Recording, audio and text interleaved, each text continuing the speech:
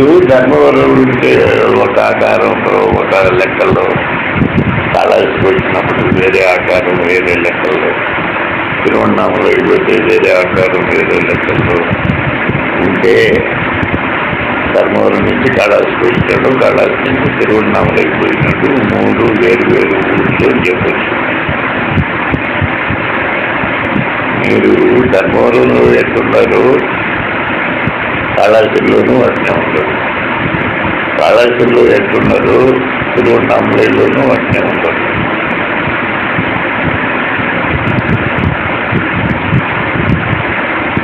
ఒక్కడే ఈ 3 చోట్ల ఉన్నది అని చెప్పవచ్చు. ఒక్కటే ఈ 3 చోట్ల అనుభవింపబడింది అని కూడా చెప్పవచ్చు.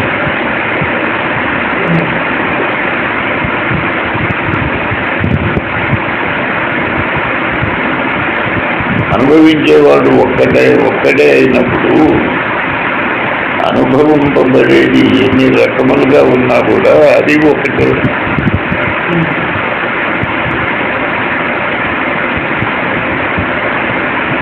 వాటితో పాటు వీడు కూడా కానీ మారిపోతూ ఉంటే ధర్మవరం కానీ నిర్మాణం కానీ లెక్క కాళహస్తి గారిలో ఉండదు, కాళహస్తి లెక్క తిరువన్నామలైలో ఉండదు. అదేవిధంగా ధర్మవరం ఉండే పట్టాయి లెక్క కాళహస్తిలో ఉండకూడదు, కాళహస్తిలో ఉండే పట్టాయి లెక్క తిరువన్నామలైలో ఉండకూడదు. అట్లా లేదు, పట్టాయేమో ఒకటే ఉన్నాడు 3 పట్టయి చేత అనుభవింపబడే మాత్రం ఊళ్ళు మాత్రం 3 రకాలుగా ఉంటాయి.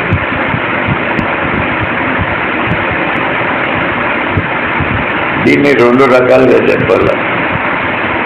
ఒకవేళ మార్పులు చేర్పులు లేకపోయినా ఊళ్ళు మారిపోతున్నాయి కాబట్టి మారనట్టున్న ధర్మవరంలో పట్టాయి కాళహస్తిలో లేడు, కాళహస్తిలో పట్టాయి తిరువన్నామలైలో లేదన్నా చెప్పాలి. లేదట్ట కాదు, పట్టయి ఒకటే ఉన్నాడు అని అంటే పట్టయి ఎక్కడైతే ఉన్నాడు అది ధర్మవరం పేరున్నా, కాళహస్తి అనే పేరున్నా, తిరువన్నామలై పేరున్నా అది ఒకే చోటుగా ఉంటారు. ఒకరి చేత చూడబడేది ఒక చేత చూడబడేది ఒకటిగానే ఉండదు. ఇంట్లో ఒకటి మాత్రం ఒకటిగా ఉండి ఒకటి మాత్రం ఒకటిగా ఉండకుండా ఉండే ప్రసక్తి.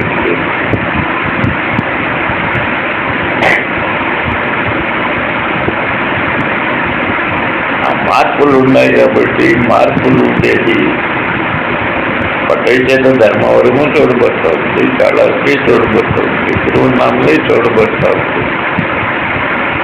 చూసేవాడు ఒక్కటే అయినప్పుడు చూడబడే దానిలో మార్పులు ఉంటే ఆ చూడబడేటివి ఉన్నట్లున్నవే కానీ ఉన్నవి కాదు అన్నట్ట.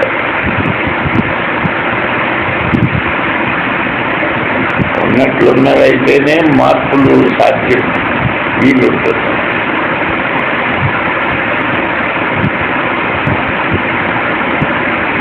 అయితే పట్టయ్య మాత్రం ఒకటిగానే ఉన్నాడంటే ఈ ఉపమానాన్ని చెప్పుకోవటమే.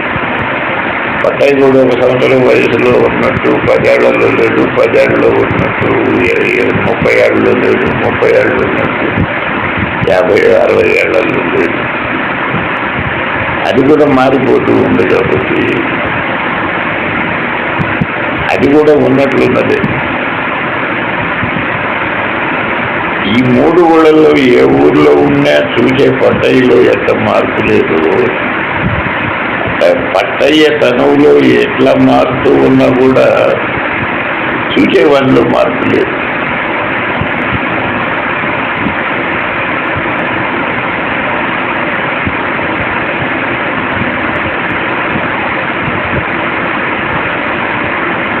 ఇప్పుడు చూడబడుతూనే ఉన్నాడు, ఇప్పుడు చూడడమే జరుగుతుంది.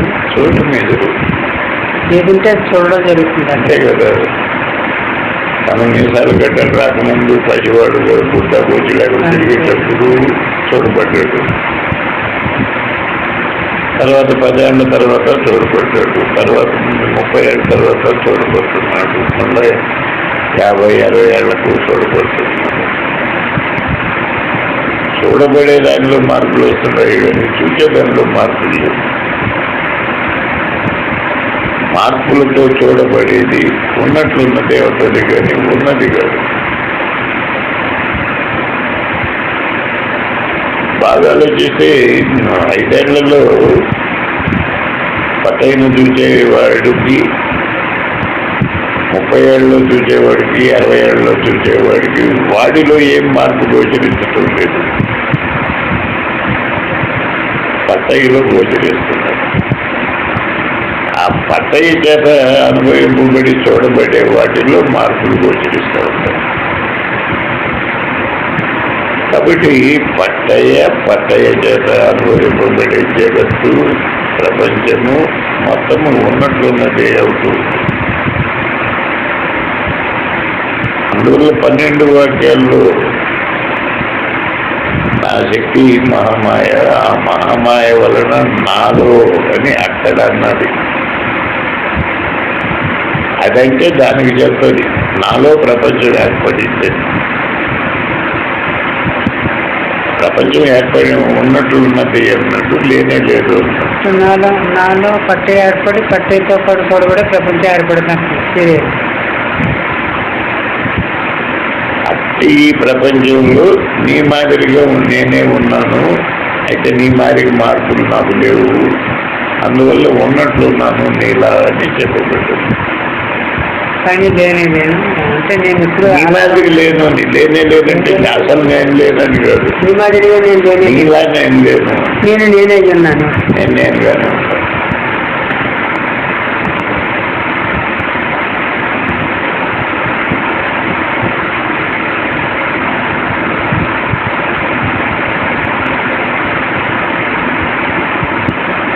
విద్య అనే పదానికి యోగ్యమైంది, చెప్పదగింది ఆ సత్తు.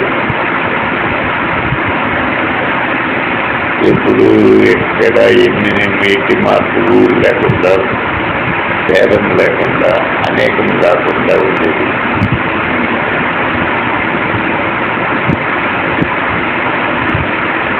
కాబట్టి విద్య అని చెప్పదగింది అదొకటి. అందువల్ల దాన్ని సత్తు విద్య అనే రూపంలో ఉండే విద్య అది.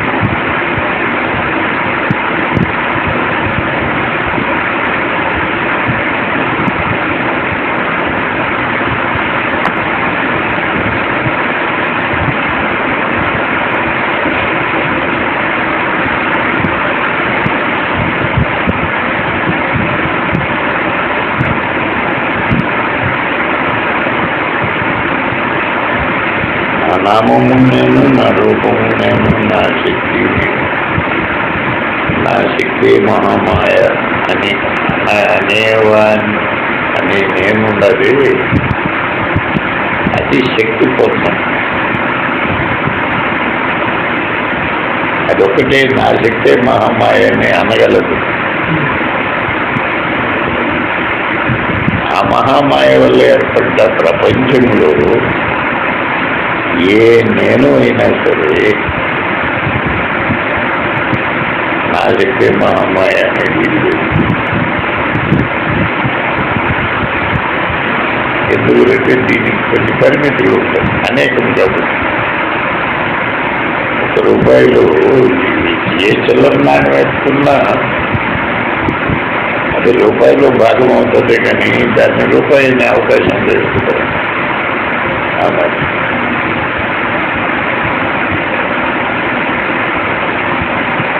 కాబట్టి అది శక్తిపూర్ణమైన జ్ఞానమే మొదటి 6 వాక్యాలు చెప్పగలుగుతున్నాను.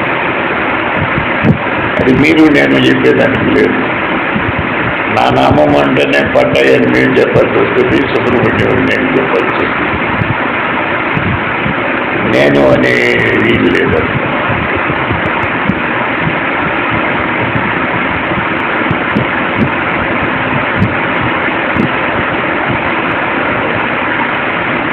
కానీ ఆ నేనుగా మీరున్నప్పుడు అపూర్ణ శక్తి పూర్ణంగా ఉంటుంది.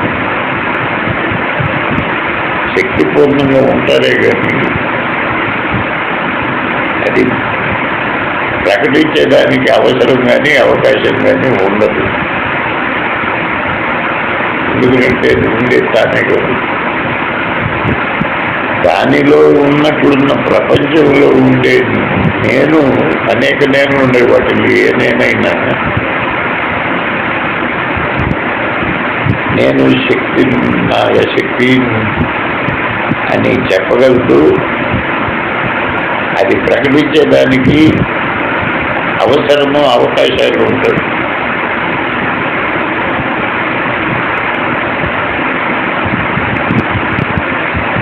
కాబట్టి అసలు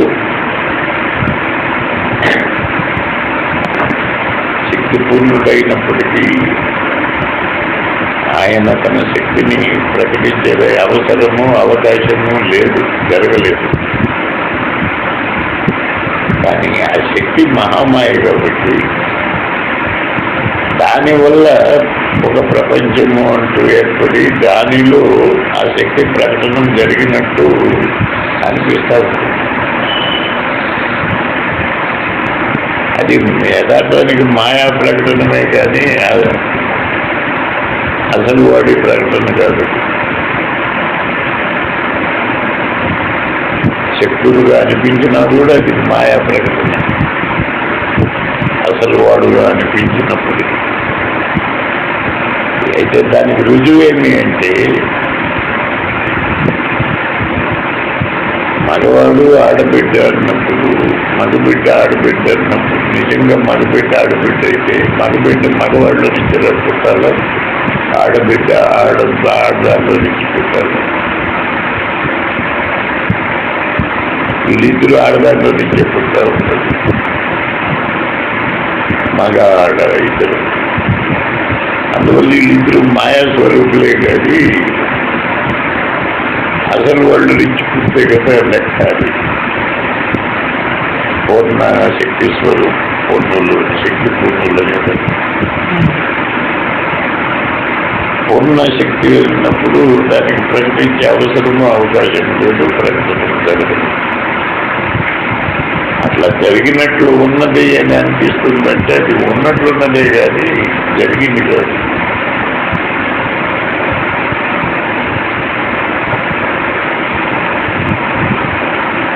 కాబట్టి ఈ సృష్టి స్థితిలయాలు, ఈ లోకములు, వీటి మంచి చెడులు ఇవన్నీ కూడా మాయా విశేషములు అని చెప్తారు.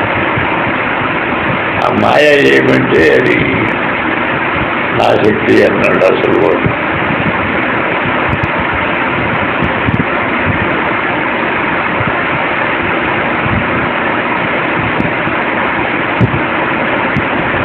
మాయ ఎట్లా ఉంటుంది?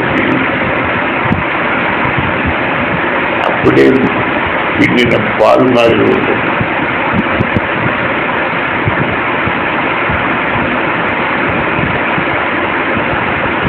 కానీ దాన్ని సగం పెట్టినప్పుడు దాని మీద నీగడానికి ఒకటి ఏర్పడుతుంది.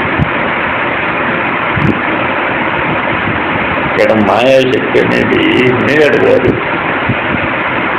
కాసని పాలు. దానిలో ఈ మాయా స్వరూపం కూడా ఉంటుంది ఆల్రెడీ. అది తెలియదు, ఇది నీగడ అని చెప్తాను లేదు. అది కాచడం జరిగిన తర్వాత దాని మీద అక్కడక్కడ మేగడం పెట్టుబడుతుంది.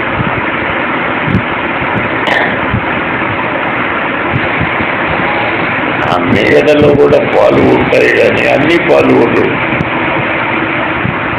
ఏ మేగడ మొక్క ఎత్తుకున్నా మేగడ మొక్కలో పాలు ఉంటాయి. కానీ ఒకటి లీటర్ పాలు తాగితే లీటర్ పాలు ఏ మేగడలోనూ ఉండవు.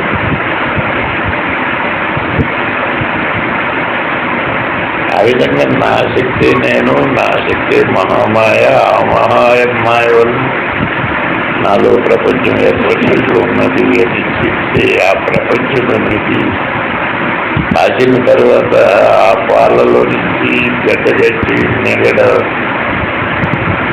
పెట్టుగా ఏర్పడుతుంది. ఈ నెగడ పాలు ఉంటాయి వీటిల్లో కూడా లేదని చూడలేదు, కానీ మొత్తం పాలు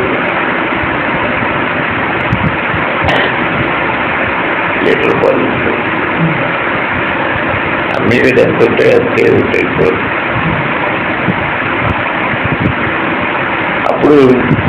అప్పటి వరకు పాలనే అంటున్నారే కానీ తర్వాత ఉండే రెండు వస్తువులు ఏర్పడ్డాయి, పాలు నీళ్ళ.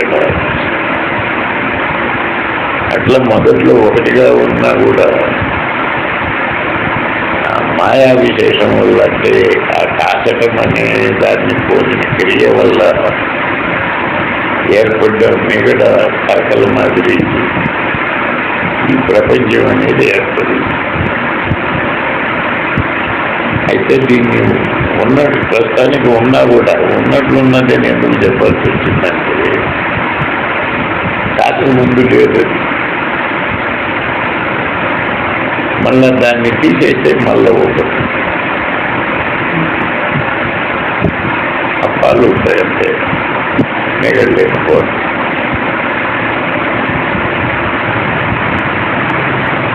అందరూ దాన్ని ఉన్నట్లు ఉన్నదని చెప్పారు.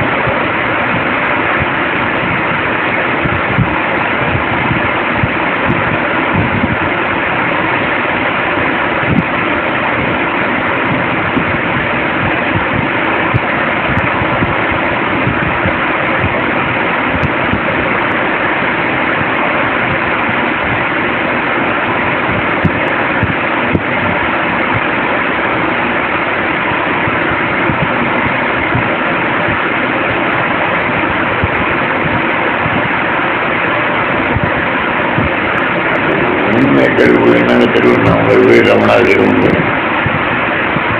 భగవాన్ తల్లి అలగమ్మ సుందరమయ్యారు అని చెప్పినంతసేపు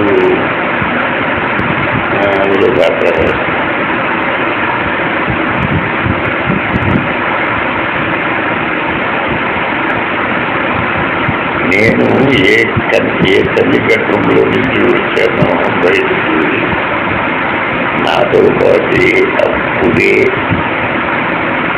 ఇప్పుడు నా తల్లిదండ్రులని చెప్పబడేవాళ్ళు, నా ఇరుగు పొరుగుని చెప్పబడేవాళ్ళు, నా గ్రామము, నా దేశము,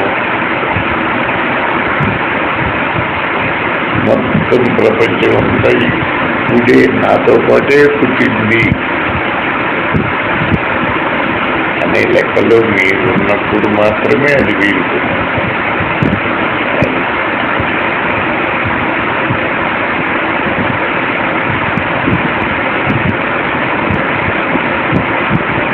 మా అమ్మ నాయన అన్నారు అనుకుంటే అలగమ్మ సుందరములు అయ్యరు భగవాన్ని అన్నారు అనుకుంటే ఇంకొకరిని కృష్ణుడు అంటే దేవుడు దేవుడు అన్నారు, రాముడు అంటే కౌశల్య దేవుడు అన్నారు.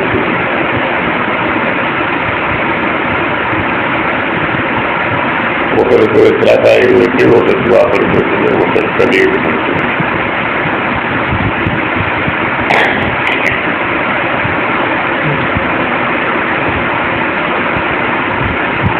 అందరూ ఇది తల్లిదండ్రులు ఇష్టపడలేదు. నేను ఏ తల్లి గర్భంలో బయట పడిన క్షణంలోనే మొత్తం భూత వర్తమాన భవిష్యత్తు కూడా ప్రసవించబడి మనుషులే కాదు, నాతో పాటే పట్టేతో పాటే ప్రసవింపబడ్డాడు. అంతే, మనుషులే కాదు,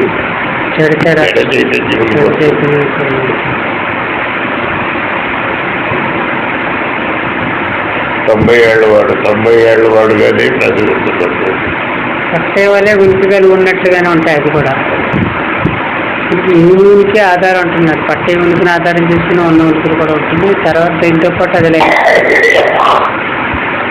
కానీ దీనికి అనేది మాత్రం ఎప్పుడు సదా ఉంటుంది. దానికి ఎలా ఉంటుంది. అందువల్ల నాతో పాటే సకలము అందరూ వచ్చారు కాబట్టి ఈ తల్లిదండ్రుల్ని వీళ్ళందరూ కూడా జగన్మాత జగత్పిత అదే పిచ్చారు తెలుస్తున్నారు. ఇటు మీద తెలుస్తారు. అక్కడ వరకు అయింది.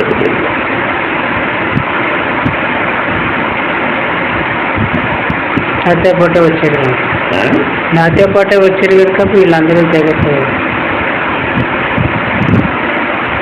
ఈ తల్లికి ఇంకొక ఇది ఉంది. ఏ ద్వారం గుండా తాను ప్రసవించిందో ఆ ద్వారం గుండానే మొత్తం మళ్ళీ తన గర్భంలో తీసుకునే స్థితి ఉంది.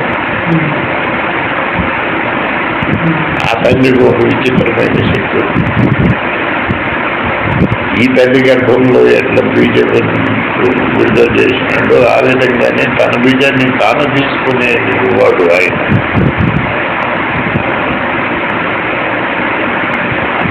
చెప్పలే తిరిగి తీసుకుంటారన్నమాట. ఎవరైనా కాకుండా తీసుకోవడం కూడా దాని నుండి వస్తుంది, దాంట్లోకే పోతుంది.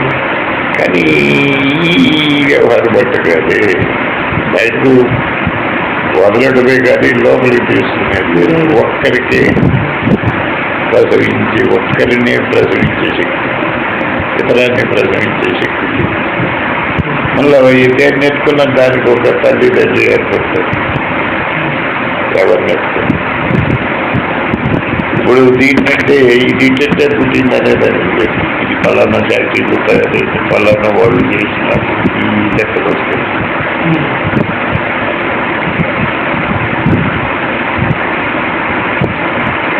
అందుకని పెద్దలు ఒకే మాట మీద ఉన్నారు. ప్రపంచం ఒకే లెక్కలో ఉన్నారు. ఒక్కొక్క దానికి ఒక్కొక్క లెక్క పడుతున్నారు. తెలియకనే చెప్పటం వేదాలు.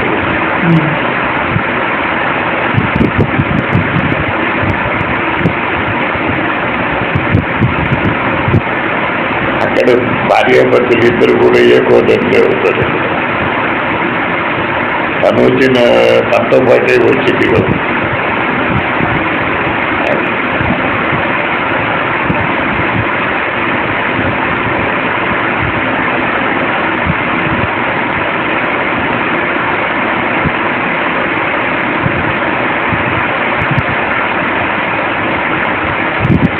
ఇది వేదాల్లో చెప్పలేదు, శాస్త్రంలో చెప్పలేదు. అది నాతో పాటు వచ్చింది. ఇంగ్లీష్ గురించి అని చెప్పలేదు. అది కూడా నాతో పాటు రావడం చెప్పడం కుదరదని చెప్పలేదంటారా? నాతో పాటు వచ్చి పిల్లలతో పాటు లోపలికి వెళ్తారు.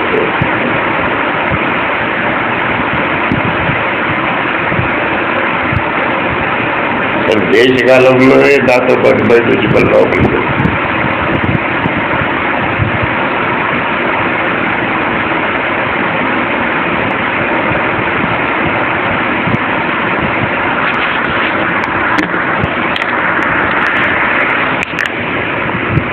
ఉన్న సమస్తము పుట్టకపోవడము ఉన్న నేనే నేను కాదు, పుట్టిన నేను కాదు. అందరితో పాటు అన్నిటితో పాటు అదేవిధంగా అంతా లోపలికి వెళ్ళిపోయినాక లోపలికి వెళ్ళిన వాళ్ళలో ఎవరు నేను కాదు. లోపలికి తీసుకున్న వాటిని నేను పుట్టకపోవడం నేను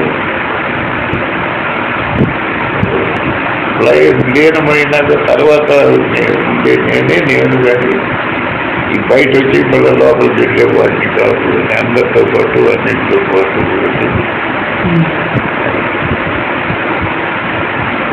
నువ్వే కదంటే నేను తాత్కాలికంగా లేను ఉండను అనేది తాగలోదైతే అందువల్ల ఇది నేను అని వాటిన్నింటిని బట్టి చెప్పాల్సి వస్తుంది. ఇది నాలో అంటే చల్లదు వ్యవహారం. ఇదే ఉన్నట్లు ఉన్నది కాబట్టి ఈ నాలో ఉన్నది కూడా ఉన్నట్లు ఉన్నదిలో భాగం అయిపోతుంది. అయితే ఇదే స్వప్నం కనుక అది కూడా స్వప్నంలో భాగం అయిపోతుంది. కనేవాడిని తెలుసుకోవడం ఎట్లా మీరు అది దానికి చెల్లుతుంది అంటున్నారు.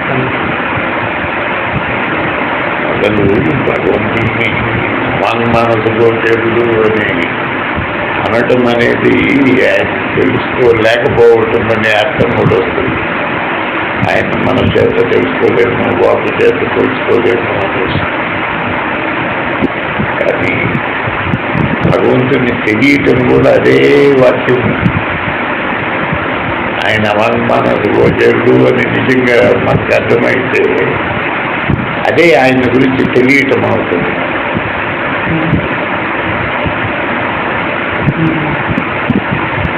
అప్పుడు చాలా శ్రమలు సరిపోతాయి మీకు.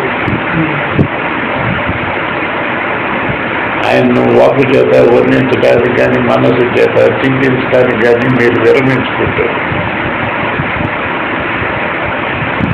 ఎందుకంటే ఆయన వాకు మనసుకు చెప్పు కాబట్టి వాకు కందుడు మనసు కందుడు. లంక బజాయించి ఆ మాట చెప్పేటప్పుడు మళ్ళా మనసు చేత చింతించాలని చూడటము, వాకు చేత పలకాలని చూడటం.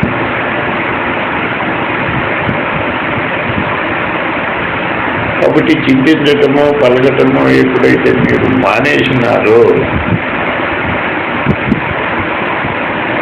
వాంగ్మానస గోచరుడు వాంగ్మానస గోచరుడు అయినట్లే లెక్క పూట లెక్కలు.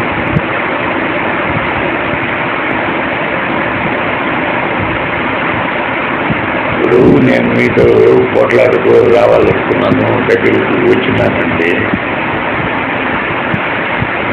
వచ్చి నేను మిమ్మల్ని దగ్గర నుంచి రిటర్న్ అయిపోయినాను అనుకోండి. అక్కడ రెండు విషయాలు తెలుసుకున్నట్టు, నా అల్పత్వాన్ని తెలుసు, నా శక్తి లేని తనాన్ని, నా శక్తి ఎంత అనేది తెలుసుకున్నట్టు, నీ శక్తి ఎంత అనేది తెలుసుకున్నట్టు అవుతుంది.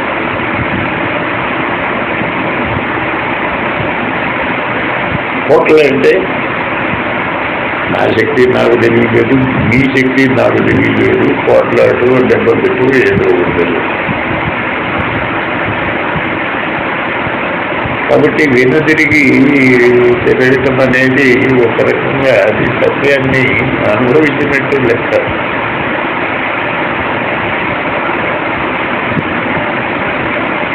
ఎందుకంటే ఈ వాకుకు మనసుకు ఆ శక్తి లేదు అని నా విషయము తెలిసింది. ఆయన వాంగ్మానస గోచరుడు అని ఆయన విషయము తెలిసింది.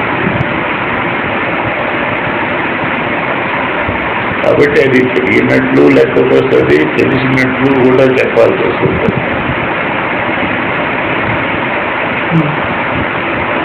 అందువల్ల తలంపు లాగాల సంకల్పాలు ఉండకూడదు అని భగవాన్ చెప్పినట్టు ఉంటే ఏవో ప్రళయం జరిగిపోతుందని కాదు. ఆయన వాంగ్మానస గోచరుడు అయినట్టు మనం దీంతో ఆయన గురించి పూర్ణంగా తెలుసుకున్నట్టు అనుకోవాల్సి.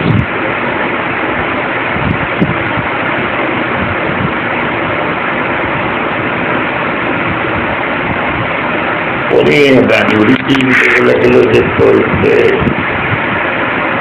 మీ తల్లిదండ్రి వివాహాన్ని మీరు చూడగలిగి వారి శోభనం మొత్తాన్ని కూడా మీరు చూడగలిగితే భగవంతుని గురించి చెప్పుకోవచ్చు. ముందు ఈ చిన్న విషయాన్ని చూసుకొని మళ్ళా దాని వెళ్ళిపోవచ్చు. అదెట్టు వీలు పడుతుంది, దీనికంటే అన్నప్పుడు అదెట్టు వీలు పడుతుంది దాని విషయం తెలుసుకోవచ్చు. కానీ నేను పుట్టినాను కాబట్టి నేను చూడలేకపోయినా ప్రత్యక్షంగా నా తల్లిదండ్రులకు వివాహం జరిగింది, వాళ్ళ కన్యాగం జరిగింది అని ఎట్లయితే చెప్తున్నాను, అదేవిధంగా నేను వచ్చినాను కాబట్టి నాతో పాటు నేను జగత్తు అన్నీ వచ్చినాయి కాబట్టి అది వాంగ్మానస గోచరం కాకపోయినప్పటికీ అది ఉన్నది, అది తెలియదు. అంటే నేను పుట్టడమే ఇక్కడ ప్రమాణం. తల్లిదండ్రులు వివాహంతారు చూడకపోయినా మరి తన పుట్టక తల్లి తానే ప్రమాణం అయ్యేటట్టుగా ఈ భగవాన్ అన్నట్టు ఇక్కడ దేవుడు లేడని అనేవాడిని చూడగలిగితే నేను లేదు దేవుడు చెప్తుంది నేనున్నానని అంటున్నాడు. కాబట్టి నేనే ప్రమాణం అవుతున్నానంటే అది ఉన్నానండి అనడానికి. నేను లేనట్టున్నా ఒక సమయంలో ఉంది లేకపోయినా ఇబ్బంది ఏం లేదు, కానీ ప్రమాణం నేను అవుతున్నాను. నేనే దీనివల్ల నష్టమే లేదంటున్నారు. అదే ప్రమాణం, అదే సాక్ష్యం. అదే సాక్ష్యం.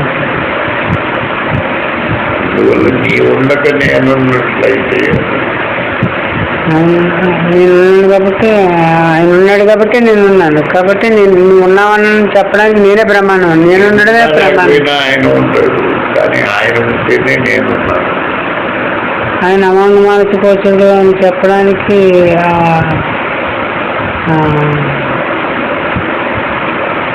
నేను కూడా ప్రమాణం లేదు. నాకు ముందురైనప్పటికీ చెప్పక్కర్లేదు. అట్లా చెప్పడం ఎలా కుదురుతుంది? కుదరని విషయం కదా.